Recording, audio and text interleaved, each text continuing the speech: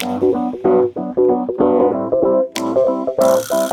soon as you write a song, before it's released, you want to register the publishing. And your publishing company or your admin publishing company will then register that with every PRO, performing rights organization around the world, every CMO, collective management organization, every MRO, mechanical rights organization, everywhere. It's essentially a one-stop shop. Some people think, oh, but I'm with ASCAP or I'm with BMI, so I should register it there, right? Well, no, you don't need to register it with ASCAP or BMI if you have a publisher, because they register it. The example that actually David Streit from BMI used, which I love, is it's like Postmates or Uber Eats. If you put in an order with Postmates, you don't then call the restaurant and then put the order in again, because now you just delivered 2 orders to the same restaurant from 2 different platforms, 2 different services. So it's kind of like that. You only need to put in the order once with your PRO. There are other royalties that are owed to you as a songwriter other than just performance royalties. I have a whole chapter on the book on this. I write about this on Ari's Take. It's in the